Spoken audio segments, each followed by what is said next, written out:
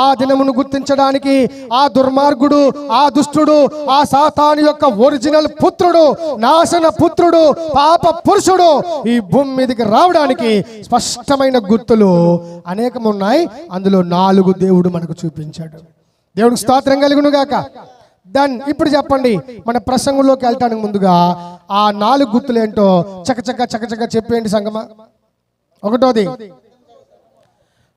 ఆ యొక్క భయంకరమైనటువంటి అంత్యవారం ఆరంభం అవడానికి ముందుగా కొన్ని సంవత్సరాల ముందో కొన్ని నెలల ముందో ఈ భూమి మీద భయంకరమైన యుద్ధం ఒకటి జరగబోతుంది. యుద్ధం అంటే ప్రపంచం పుట్టింది మొదలుకొని ఇప్పటి వరకు చాలా యుద్ధాలు జరుగుతూ వచ్చాయి కదండి.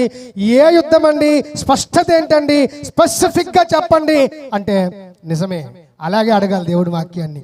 దేవుడు కూడా ప్రత్యేకించి స్పెసిఫిక్ గా చెప్పాడు. అదేంటంటే, అంత్యవారములలో అంత్యదినముల యందు రోషు నీ దవడలకు నేను గాలము తగిలించి నిన్ను నీ మిత్ర దేశాలను కలగలుపుకొని ఆనంద దేశమైన ఇజ్రాయేలు దేశం మీదికి నీవు దండెత్తి వెళ్ళేటట్టుగా నేనే నిన్ను ప్రేరేపిస్తాను. దేవునికి స్తోత్రం కలుగును గాక. అలా రోషు అనగా రష్యా దేశము ఇజ్రాయేల్ దేశం మీదికి దండెత్తిందో లేదో మనకు అర్థమైపోవాలి.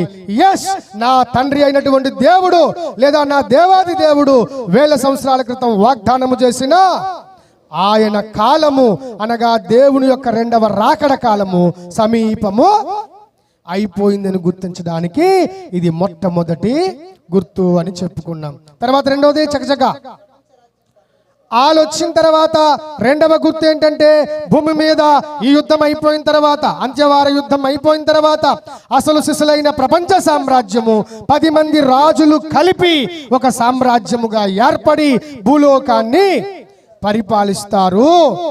అలా పరిపాలించడము ఎప్పుడైతే మొదలైంది అని మనము చూస్తామో, ప్రపంచ మీడియా ద్వారా, ప్రింట్ మీడియా, ఎలక్ట్రానిక్ మీడియా ద్వారా వింటామో, మీరు ఇంకా అద్భుతంగా సంతోషంతో గంతులయ్యొచ్చు. ఎందుకంటే మన తండ్రి ఇంటికి వెళ్ళే రోజు చాలా దగ్గర అయిపోయింది. This is the second indication. 2వ గుర్తు, ఆ ప్రళయ దినము లేదా మన దేవుని యొక్క దినము లేదా మన ప్రభువైన యేసుక్రీస్తు ఈ భూమి మీదకి రాబోతున్నాడు అనడానికి. ఇది రెండోది. మూడోదండి, నాశన పాత్రుడగు పాప పురుషుడు బయలుపరచబడితేనే గాని ఆ దినము రాదు. ఏ దినం ఇది? దేవుడు ఏర్పాటు చేసినటువంటి 7 ఏండ్ల శ్రమల కాలము అందామా? సరిపోతుంది. అలాగే యేసుక్రీస్తు యొక్క 2వ రాకడ దినం అందామా? అలా కూడా చెప్పుకోవచ్చు. దుష్టుడు, దుర్మార్గుడు, చీకటి దుర్మార్గముల మూట అబద్ధ క్రీస్తు యొక్క రాకడ అందామా? దానికి కూడా సరిపోతుంది. దేవుడికి స్తోత్రం కలుగును గాక.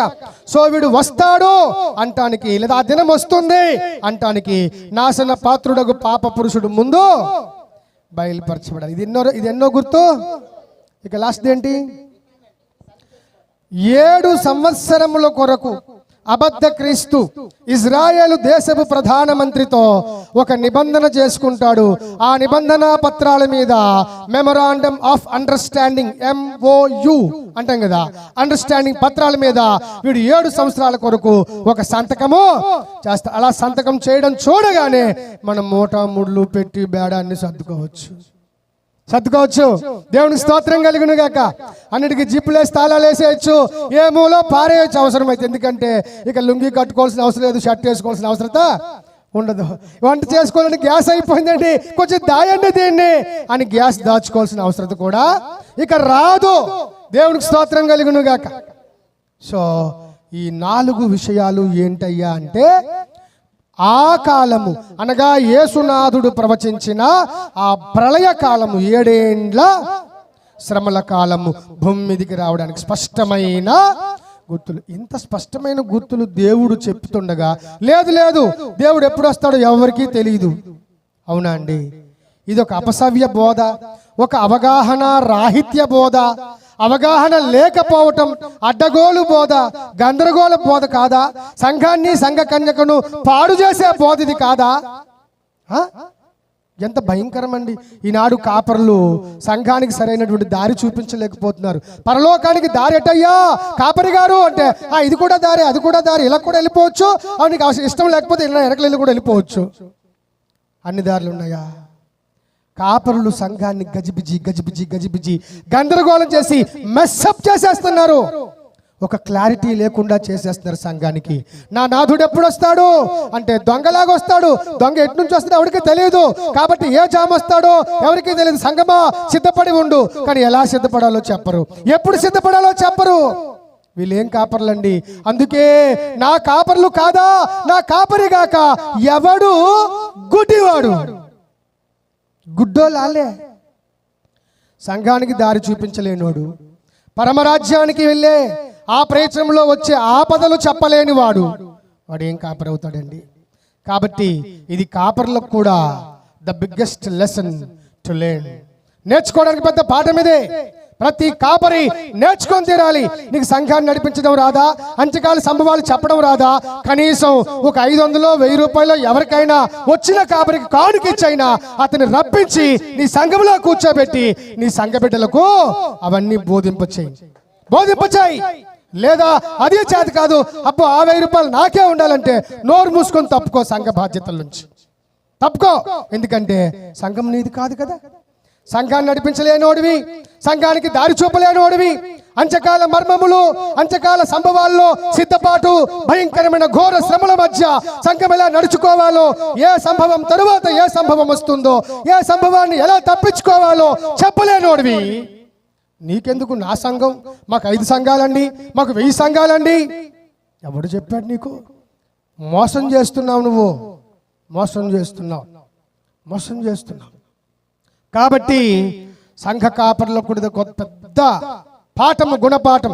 నీకు రాకపోతే సంఘాన్ని వదిలేయమని నేను చెప్పను, నువ్వు కష్టపడి కట్టుకున్న ఆత్మలు వదిలేయమని చెప్పను, కానీ కష్టపడి వాక్య ప్రత్యక్షత కలిగిన దాసుని రప్పించి 1000 2000 కానుకిచ్చి అతను రప్పించైనా నీ పిల్లలకు అంత్యకాల సంభవాలు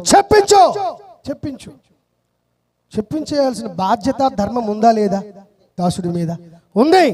సంఘాన్ని వదలని అంటావు, మరి ఇంకొకటిని తేనంటావు, ఇంకొకటి చెప్పించని అంటావు. నువ్వు చెప్తావా అంటే నువ్వు చెప్పావు.